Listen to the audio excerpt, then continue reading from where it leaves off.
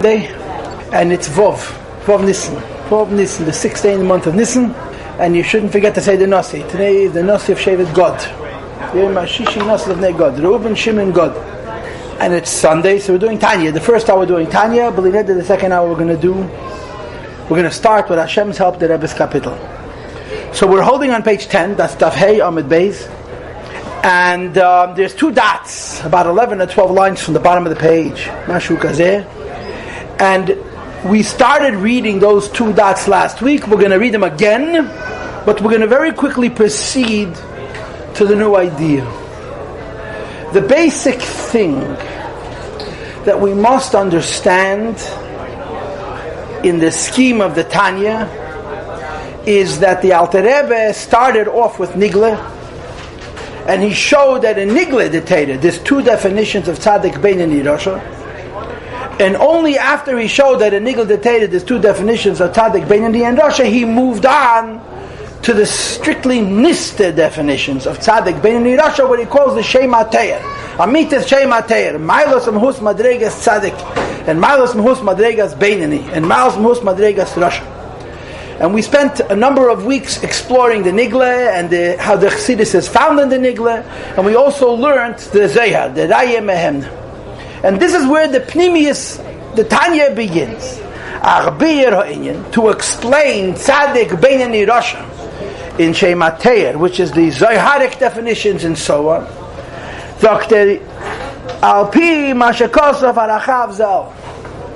The explanation will be helped by prefacing what says in Reb Chaim Vital in a sefer called Shara Gdusha and Eitz Chaim Shar Nun Peirik Beis. What does it say in these two Sfarim? The Lekol Ish Yisrael, every Jewish person, every Jewish man, Echad Tzadik v'Echad Rasha, whether you're a Tzadik, that means a Tzadik Gomer or a Tzadik She'eni Gomer, a Rasha She'eni Gomer or a Rasha Gomer. Yeah, Shtei Nishamis. There's always two Nishamis. Even in a person that seems to be Kulei Tev, or a person who's Kulei Ra, you should know even in such people there's always two Nishamis. Ukedexivity brings that I from a pasuk unishames ani asisi kvayachal the Eibush that says I created nishames in plural, and we don't understand the word nishames in plural to mean many different souls, but that within each yid soul there's two nishames. That's how the Tanya is written, shtei nishames. Says the Alter Rebbe shtei nefashis, which are two sources of life. And of course, the difference between the word neshama and the word nefesh is that the word neshama connotes something more lofty, more ideal, and the word nefesh simply means breath, eslept, a living soul. So these two neshames are not necessarily both lofty. One of them is sachakal anefesh. And Alter Rebbe begins, nefesh achas, the first soul, source of life, is mitada klipa v'sitra achara, from the side of klipa and sitra achara. And it manifests in the blood of the person to give life to the body. And of course, I showed you this last week. If you look at the beginning of Peirik Beis, it says, the next page, V'nefesh Hashem is b'Yisrael, and the second nefesh is Chelik Elokam Imal Mamish. So the Alter Rebbe introduces us here for the first time to the terms Nefesh Elokis and Nefesh Abahamis, the godly soul versus the animal soul. And if you were here last Sunday, or you listened to last Sunday's class, you know that what we explored were these two nefashos, the Nefesh Elokis and the Nefesh Abahamis. Now there's another thing I want to mention, and this is going to be only a mention, I hope. I don't want to spend the whole class on this. That there are other terms. There's Yetzer Tev and Yetzer Hara. And there's Nefesh Elokis and there's Nefesh Abahamis. And of course many a person asks, or at least many a person wishes to ask, what's the difference between the word Nefesh Elokis and Nefesh Abahamis, and Yetzer Tev and Yetzer Hara? So I'm going to tell you two things. Number one, it says Chassidus. By the way, for somebody who wants to read about this is discussed by Arichas Gedel. There's a hemshech from the Rebbe Rashab called Eter Tofreish Ayin from 107 years ago. And Ve'ela Mishpatim Eter, the last few Maimorim in Eter talk about Nefesh Elokis and Yetzer Tev, Nefesh Abahamis and Yetzer Hara in a very, very clear and comprehensive way. It's very Eter is a very special hemshech. So there's 2 points. Number one, that Nefesh Elokis is Moichin and Yetzer Tov is Mides. Nefesh Bahamis is Moichin and Yetzer Hara is Mides. That means that the terms Nefesh Elokis and Nefesh Bahamis speak to the Moyach. Now you and I understand Moyach to mean the mind. But Moyach means much more than the mind. Moyach means the essence, the pnimius, what's going on inside. The word moyach is used far more broadly in Zohar, particularly, than for intelligence. Just to give you an example, blood marrow, which is in the bones, is called moyach. Apiteda, in the Hebrew word for the blood marrow, is moyach. Moyach. Inside the bones is moyach. It's blood marrow, which produces blood, which is, of course, the basis for life. In other words, moyach goes on the essence, on what's pnimius. So the word nefesh ha'olekis and nefesh abamis is connected to the word moyach, and the word yetzer is connected to the word leif. Yetzer tev, yetzer is the emotion. So the nefesh ha'olekis and nefesh abamis are the driving force behind the Adam and the Behema, which we discussed at length last week. And the yetzer tev and the yetzer is the expression. But if you were here last week, we defined Nefesh HaBahamis, we defined Nefesh Elokis. I gave you a series of character traits for each one, whether it's selfish or it's selfless, whether it's visionary or it's short-sighted, whether it's trusting or it's afraid, whether it's a survivor or a liver. I don't mean liver to covet, I mean liver to really live life as opposed to just survive. These are the differences that we discussed last Sunday between the Nefesh Elokis and the Nefesh HaBahamis. But each one of these sets of characteristics is an essence. In other words, the Nefesh HaBahamis also has a mahus, has a personality. And this is its personality. It's selfish and it's short-sighted and it's worried. The symptoms of the Nefesh HaBahamis is the Yetzer. The Yetzer Hara means the feelings that come from such a Nefesh. And they're evil. And the Nefesh Elokis, because his Nefesh is selfless and visionary and trusting, the symptoms of the Nefesh Elokis is a Yetzer, is the feelings that emerge from such a nefesh, and they're toiv. You understand? But there's another idea which is also brought in Hasidus, and that is that the word yetzer is connected to the word tzura. Tzura. The word tzura means gestalt. In Yiddish, oiszen, countenance, form. And this is another way, it's very similar, but it's another way of understanding the difference between the terms nefesh elokis and yetzer tev, and the terms nefesh habamis and yetzer hara. The word yetzer, it shows, if you have a nefesh habamis, you will look like this. If you have a nefesh elokis, you will look like that. So there's the nefesh, and then there's the tzuras nefesh. So there's a very interesting idea which is brought in Eter, but it's also brought in other places in Hasidus, that talk about the difference between the word nefesh elokis and yetzer tev and nefesh habamis and yetzer hara. And what they say is this: everything, even if it's klipa, has to have good and bad. Everything in the Eibishter's creation has to have good and bad. The good inside everything is the kecheliki. If it didn't have good and bad, it wouldn't exist. So when you're talking about klipa has to be destroyed, klipa has to be transformed, klipa has to be uplifted, klipa has to be brought close.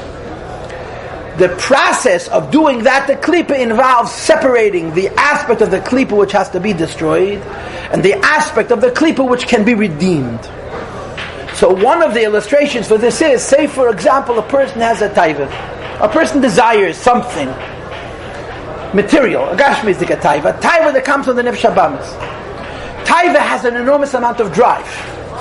A desire of a person has an incredible amount of urgency, to the extent that we have in Torah a concept where a person wants something so much that he can physically get sick. Cheles ahava, he can get sick from ahava, which by the way ties into the Pedic we're going to learn in the second hour. Ahavti ki yishma deshemes keli. One of the taichin is that a yid loves the Eibishter so much, it's cheles ahava. It says in the Mefarsh. So the lust, desire, has an incredible amount of power. What a person lusts is a specific thing. So it says in Chassidus, when a person desires a particular, let's say a person desires a certain outfit, a certain beged, which they don't need. The tzuras ha-beged, the outfit itself, is to that person evil. The power, the urgency of the desire can be redirected. In other words, when you were to separate out from klipa the aspect that you can lift up, the aspect that you can repair, the aspect that you can make into Kedusha, and throw away the aspect that is pure klipa, that has nothing redeeming inside of itself, the urgency, the will, the desire can be redirected to be urgent and willful and desirous of a lakus. But the tzura, the thing that it wants, this is thrown in the garbage. And that's another understanding of the difference between the word nefesh habamis and yetzer tev, yetzer hara. Nefesh habamis is an urgency. Yetzer hara is to what I am urgent. So nefesh is the pnimius, and yetzer or tzura is the chitzonius. The chitzonius is obviously less than the pnimius, but the chitzonius has no redemptive. There's nothing to redeem. You have to throw it away. The pnimius is much stronger. The nefesh is stronger, but the strength of the nefesh can be redirected or reformed to go in the direction of kedusha. This is very briefly, this took just a few minutes, the difference between the word nefesh and yetzer. The word nefesh is always the deeper term, and the word yetzer is always the symptomatic term. Because you have a nefesh, halakis, you have a yetzer tev, a tziyur, a midah of tev.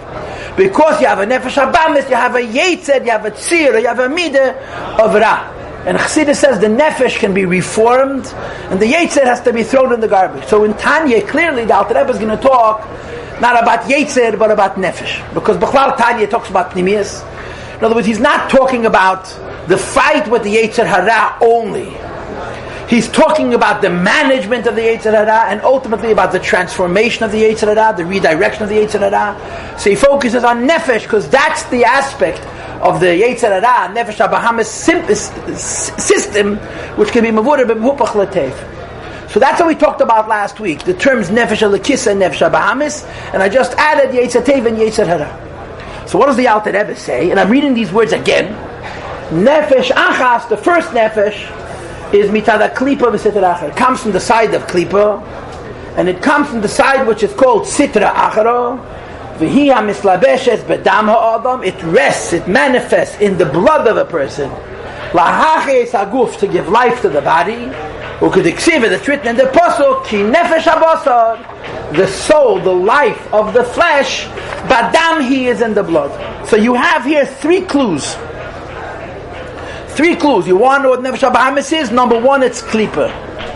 Number two, it's sitra achre. And number three, it's milubeshes badam. Those are three indicators, three ways of understanding what the nefesh habahamis is, that it's klipa, and it's sitra achra, and it's badam, right? So if you had to say nefesh alakis, what would be the three symptoms? So the nefesh alakis is kedusha, right? And it's tzad hatoiv, it's not tzad acher, and it's bamoyach. You'll see in Tanya, Perek Tes, chapter 9, the Alter Rebbe is going to say that the nefesh alakis, the mkayim mishka, nefesh alakis is b'meach. So let's talk about these three terms. Let's talk about the term sitra achara. Let's talk about the term klipa.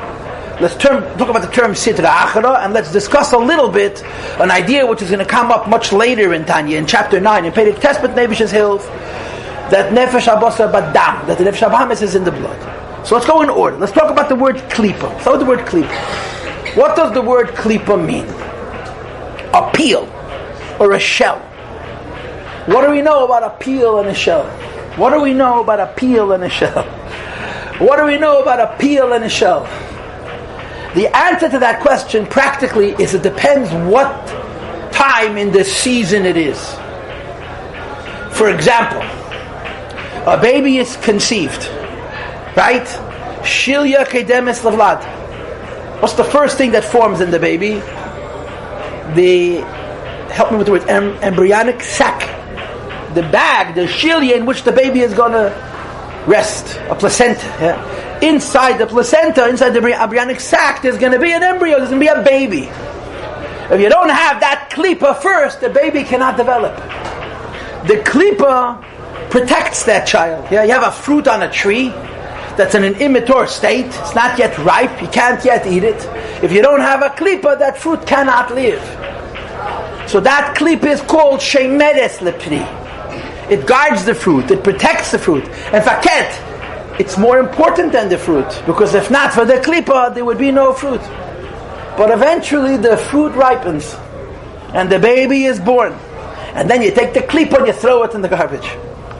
what was yesterday so important because it was protective of the Vlad is today an incumbency, a hindrance, an inconvenience. Now that the fruit is ripe, the klipa stands between you and the pri. Like the Moshel Chassidus gives, you take a person, put him in a sack.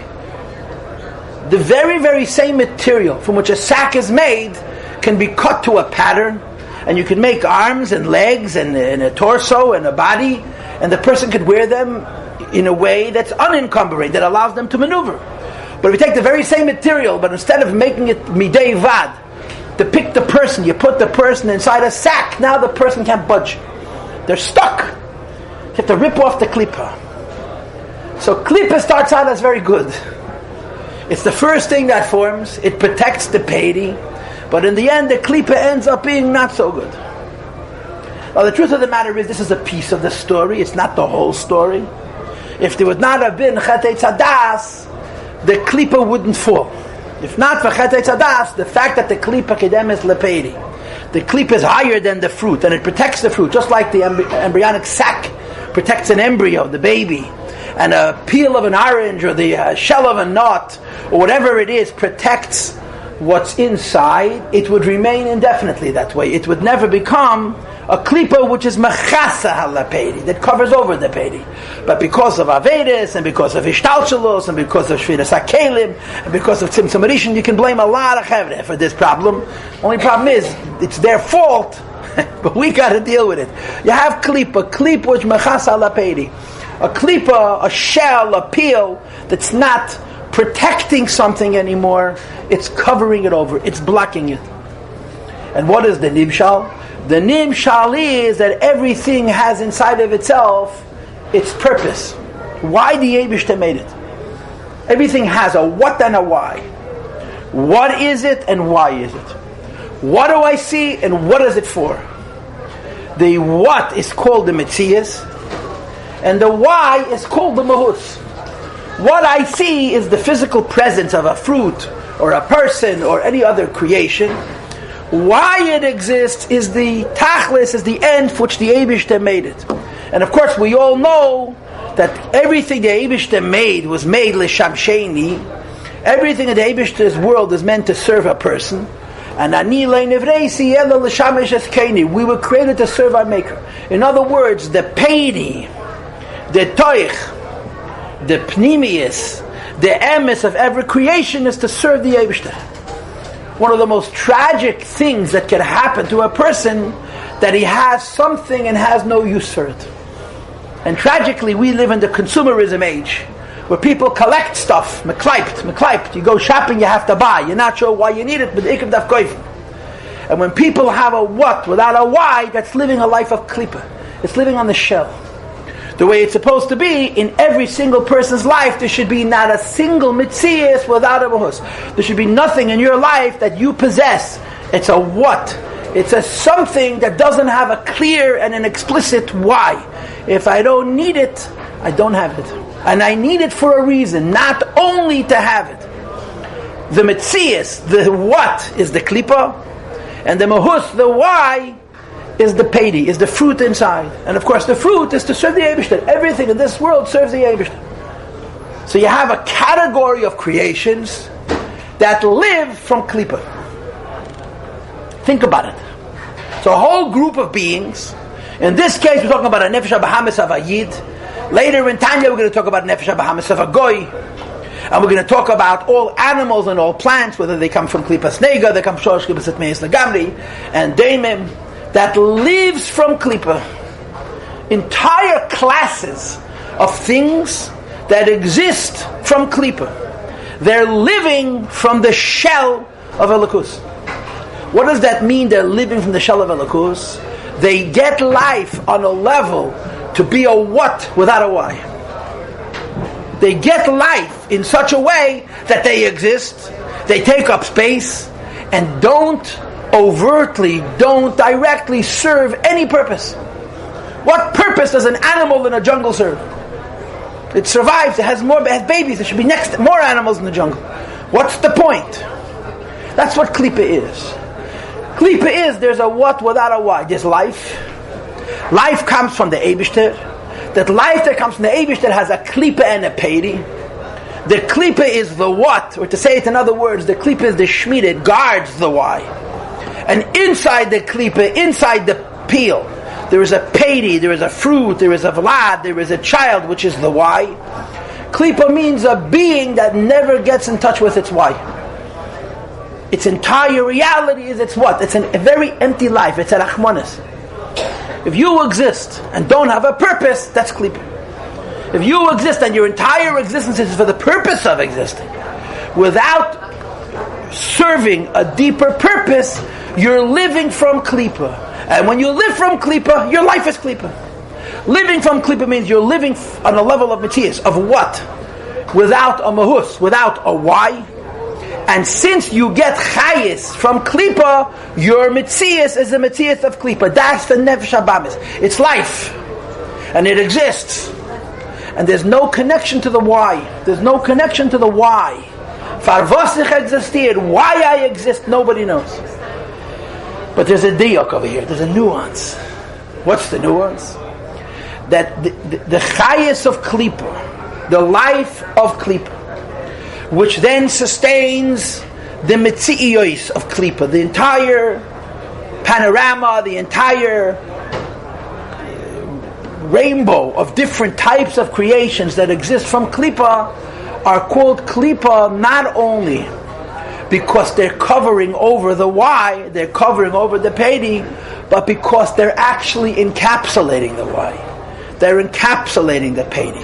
That means klipa exists on a level of what, and not on a level of why, but there is a why.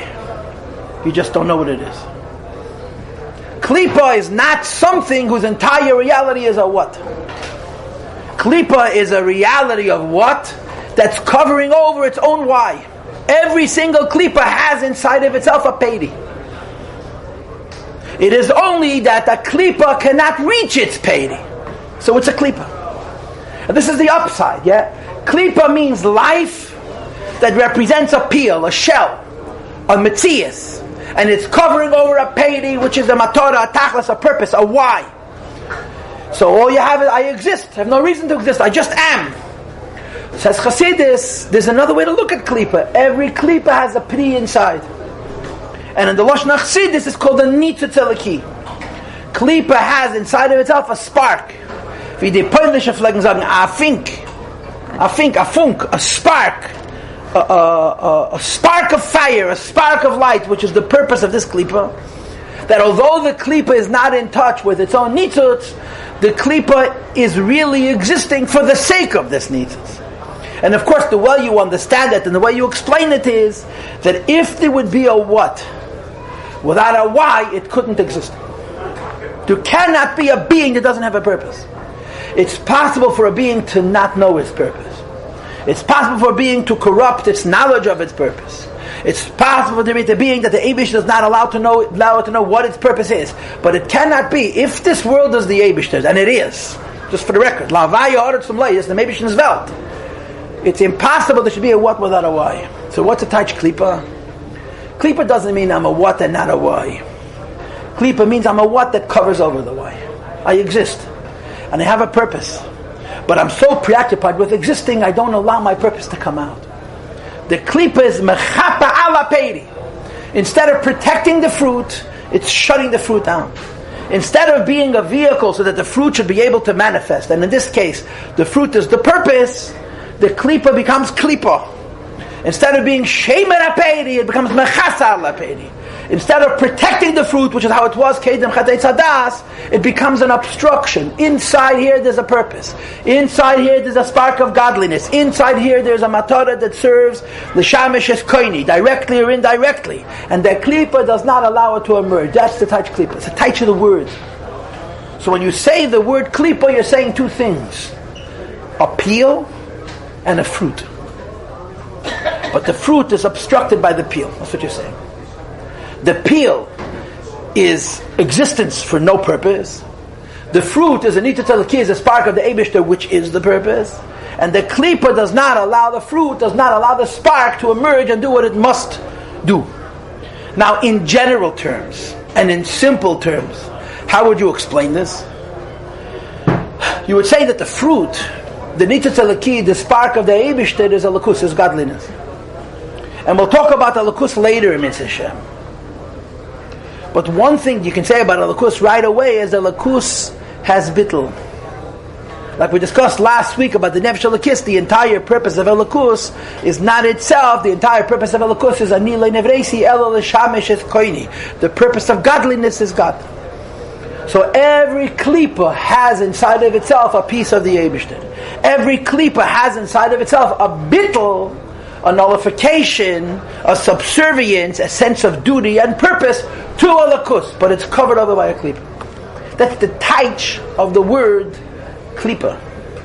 Klipa means there's life, there's a lakus, but the lakus is covered over in such a way that you cannot extract, you cannot get out, you cannot reveal the peidi which is inside. So this is what Nefesh HaBahamis is.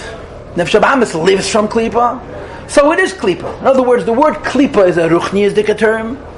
Now the emes says the Nefesh HaBahamis is also a ruchniyizdika term, but it's a ruchniyizdika term which comes into a gashmiyizdika guf. So klipa, which is a ruchniyizdika idea, gives life to many gashmiyizdika things. And all the gashmiyizdika things that live from klipa are like klipa. Just like klipa itself has a purpose, has a nitzitz eliki, and that the nitzitz eliki is covered over. And most importantly, he's not free or she's not free to remove the peel and get to the fruit, but she's stuck in a prison that you cannot escape. That's what's called the klipa. To give it to you in other words, you have this in Tanya chapter 19, Pedig Yotes Mitzvah Hashem, we're going to have this in Tanya, where the Alter Rebbe introduces you to two different concepts. One concept is the concept which is called Golus, exile. The other concept is the concept which is called Shina, sleep. When a person is in exile, when a person is in jail, they cannot do what they want. When a person is asleep, when a person is dreaming, they cannot do what they want. But there's a very basic difference. And the difference is, you cannot take yourself out of jail. The definition of jail is that somebody else has the key, not you. And there's nothing you can do to redeem yourself from that state. That's called golus. And when you're sleeping, all you need to do is wake up. Maybe to wake up you have to have a terrible dream. Maybe to wake up you have to see the boogie monster chasing you up the street, and of course in your dream you're stuck in bed and you can't move. So in order to get away from the boogie monster, you wake up, and as soon as you wake up you want to go back into the dream to see if it caught you, but yeah, you know that story already, yeah? But you can wake up. And this is the difference between klipa and kedusha. Kedusha could be asleep. Klipa is golus. Klipa is golus means there is a fruit inside. The fruit is the purpose of this creation. The fruit is the why of this creation. The fruit is the spark of a lakus. The fruit ultimately is a bittul to the Eibishter. My metzias is in me. My metzias as I serve the Eibishter. Klipa means golus. I am not in a position to by myself change that. In other words, when something is klipa, it's not just that it's not in touch with its peidi. It's not just that it's not in touch with its purpose. It's not just that it's not in touch with its spark. It can't get in touch with klipa. A klipa who could redeem itself is not a klipa, it's called sleeping. So klipas are stuck. That's what klipa means. Inside me there's a fruit. Inside me there's a spark of the Eibishter. Inside me there's bittul. I can't access it. That makes it klipa. So the Nefesh HaBahamis comes from klipa. In other words, the Nefesh HaBahamis is stuck. He can't help himself. No, so you're supposed to say now what every American says. You know, teenagers say this all the time, but the question is when you start being a teenager, when you finish being a teenager. Being a teenager used to be a few years. Now it's a few decades. You understand? From 6 you start being an adolescent until 60 your excuses haven't grown up yet. Yeah, INMF. It's not my fault. Ich bin nicht schuldig. Remember the Schmus? Remember the unser Buch? Nicht ich. Wer hat beschaffen der Welt? Nicht ich. Wer hat gemacht der Teva? Nicht ich. I didn't do it. Yeah. Remember Chusham from the? You remember the unser Buch? Remember the unser Buch? I grew up with the unser Buch. Okay. Peretz was his name. Not Chusham? Okay, Peretz, you know better. Bekiyas, gives the Yankees. But okay, so Klip is not my fault. Or to say it differently, the question becomes, why would the Eibush do this? The Eibush creates a piece of himself that's stuck, that is not in any position to unstick itself. The Eibishter creates certain things to have a what and no why, to exist and have no purpose. So the answer, of course, is Ein Chavush Mater Es Atzmei Ve'Yisasur. When you're in jail, you can't redeem yourself, but somebody else can, and we call this birur.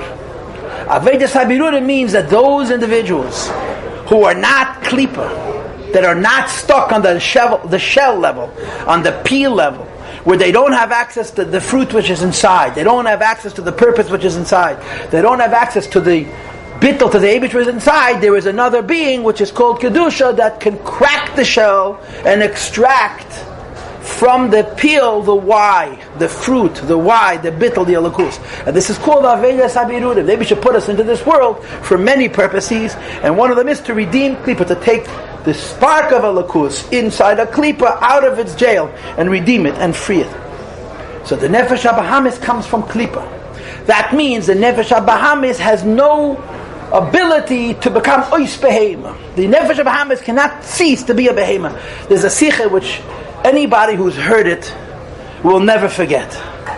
I remember hearing the sikha. I remember being at the sikha. I remember where I was standing. But the details that I know now are not from when I heard it then, 33 years ago. It's from heard the tape since then. It was a Shana Rabbi Toshin Mem Dalet, Toshin Dalet Mem, Shana Rabbi. And the Rebbe was talking a Sikha Sukkis, yeah? At a certain point in the Sikha, the Rebbe became so, the Rebbe was facing the Olam. In the middle of the Sikha, the Rebbe was so emotional, he turned his face to the wall and he blocked his face at the Zeh. The Rebbe broke down. The Toiche that the Rebbe was talking in that Sikha was, how come Golus makes no sense? Golus Hatish Kasecha, doesn't make any sense. And the whole argument was to prove that Golus makes no sense. So then after the Rebbe proved that Golus makes no sense, the Rebbe asked the question, why would the Rebbe should do something that makes no sense? And the answer that the Rebbe gave was because this is the only way our Admosai will be sufficiently desperate. If we understood Golus even a little bit, the Admosai cry would be tempered by the why of Golus. So the Eibush Tameis Golus in such a way that it makes absolutely no sense whatsoever. And because Golus makes absolutely no sense, so the cry has no limit. That's what the Rebbe always gets in the Sikh. But in the course of that conversation, the Rebbe was trying to bring out the senselessness of Golus. He said like this, the Nefesh Habahamis will sicher nicht deinen Golus. He spun it the other way. The Nefesh Habahamis certainly doesn't want Golus. Mele the Nefesh Lekis, you could say that Gam B'Shasachet Hoyte Ba'amniti is Barach. The godly soul, wherever it is godly. But the Nefesh Habahamis, and again, I don't remember the words, from Halacha, from Mipim V'Lei Mipik Sovim. It's din in Eidus. That when you come to say Eidus, you have to say what you saw. If somebody else comes along and tells you what happened, or even if you wrote it down yourself, and you forgot, and then you read it, or someone tells you, and you come into court and testify, you're a Pasal Eidus. What happens if you write it down and then you read it, and it helps you remember it? In other words, because you read it, because somebody told you, you recalled hearing it originally. So for me, this was this Maimon the Matzav. I didn't remember it, but when I heard it over, I said, oh, ich gedenk. Dat het geef maar geschrei. Wil nicht sein kein Behema. And the Rebbe didn't say it like I said it. He said it mit den ganzen Neshama. The Nefesh HaBahamis has a worse time in Golos than the Nefesh HaLakis. Nefesh HaLakis is godliness where it is. The Nefesh HaBahamis will nicht sein kein Behema. He's a Behema, and he can't do anything about it. Why? He's Klipper. He comes from Klipper and he's Klipper. He's not in any position to redeem his Behema from his Behemius, from her Behemius. This is the Taich Klipper. And the Eibishter created it. This is the Nefesh HaBahamis. Nefesh HaBahamis serves a purpose, but is not in touch with its purpose. And it cannot get in touch with its purpose unless somebody else helps her. And so long as it's not in touch with its purpose, it has the characteristics we spoke about last week, that it's selfish and short-sighted, and above all else, he's worried what's going to happen after he finishes eating up all the earth. What's he going to eat then? This is the Nefesh HaBahamis. Let's touch Klippa. But of course, when you talk about Klippa, there's two madreges in Klippa. What are the two madreges of Klippa? Klippas Nega and Sholish Klippas Atmeyas Legamri. There's two classes of Klippa. To be sure, if you learned more Chassidus, you would find out that there's something even deeper than Sholish Klippas Atmeyas Legamri, which is Choshech itself, which we learned about in the Maimon I taught you on Friday. But because there's two madregas, klipas nega and sholish klipas atmeis lagamri. What's the difference? And again, I'm just going to generalize. The difference is klipas nega is a peel that is covering over a fruit. That if you take away the peel, you'll find the fruit. If you take off the shell, you'll find its purpose. It's taka klipa. It's not in touch with its purpose. It's not in touch with its bittul to the yebish, the faket, its home is itself, because it doesn't have a purpose. But if you break the klipa, you find the peiri. Sholosh klipas atmeis lagamri. If you break the klipa, you find a second klipa, and a third klipa, and a fourth klipa. There is a spark of godliness inside. There is a purpose. There is a fruit inside sholosh klipas atmeis lagamri. But it's so deeply covered over by the klipa. The lashon that's brought in Chassidus is chaticha atzma nasis nevela.